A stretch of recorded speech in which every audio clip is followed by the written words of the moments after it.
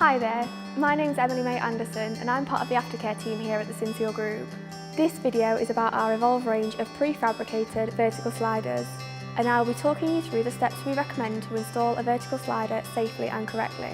I'll also talk you through two of the most common queries we get in our aftercare team: how to deglaze a vertical slider and how to remove a sash.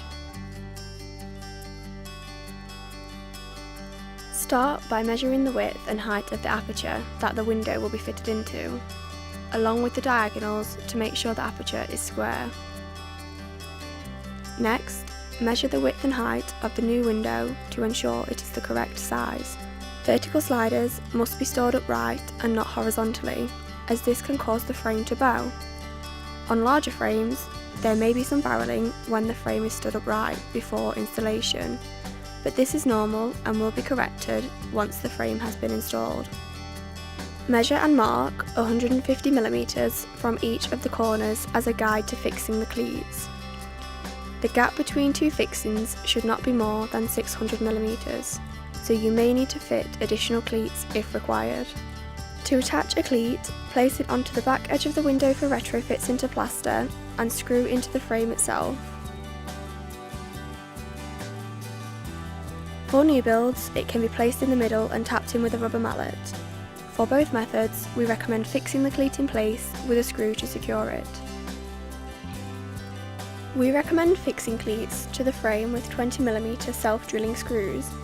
If you are using screws longer than this, you may cause damage to the frame. For the vertical slider used in this video, we have used 8 fixing cleats, 2 across the top and 3 on each side of the frame. Before fitting the window, the end cap should be fitted to the end of the sills using super glue. These can be tapped into place with a rubber mallet. Place packers onto the surface of the aperture and check that the surface is level before fitting the window. If you prefer, you can sit the window on a mortar bed instead of packers. You can now lift the frame into the aperture. For this part, you may find using 2 people is easier, particularly as the frames can be heavier than they look. Once you have checked that the window is square and level, you can start drilling the cleats into place.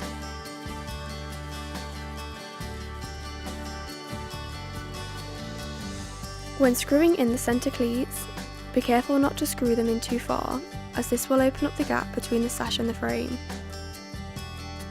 To prevent this, we recommend putting side packers in place before drilling.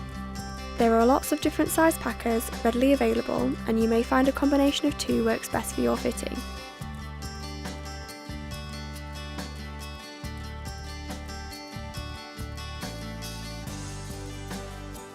We do not recommend using expanding foam for installing vertical sliders. However, if you are using expanding foam, then it is important that you place a packer between the sash and the frame and leave it there until the foam has set, to help prevent the frame from bowing. The expanding foam can then be applied as normal. To add the pole eye handles to the window, you will need to measure out and drill holes for the handles before screwing in place. It is up to you where you want the handles to be placed, but we recommend the top of the upper sash in line with the prefixed handles at the bottom. Once the vertical slider has been installed, it will just need to be tidied up and sealed.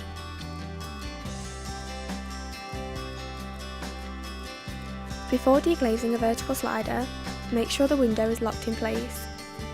The beads can now be removed one at a time, starting with the one at the top. We have used a Don Carlos knife and a palette knife, but most flat-headed tools will work. Take note of which bead goes where when removing them, to make sure you can replace them in the correct place. Once the beads have been removed, you can carefully remove the glass. You may find using a palette knife helps to release the glass, as shown here.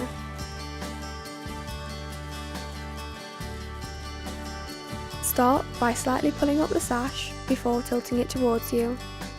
We recommend using a ratchet or a small drill to unscrew the tilt arms, followed by the tilt restrictors. Make sure that the restrictors have been pushed back so they don't catch as you remove the sash. Gently tilt the sash down until it is horizontal, and then carefully slide it out. If the sash is heavy, we recommend using 2 people to lift it out to avoid any damage or injury. When the tilt arm is horizontal, it is locked. If you tilt it back up to a vertical position, it will be able to slide up and down. It's important to make sure the spring doesn't shoot back up, so we recommend always keeping the arm in the horizontal position while the sash is being changed. To put the new sash in place, slide it back onto the arms. Screw back in place and carefully tilt back up. Screw the tilt restrictors back in and then the sash can be closed as normal.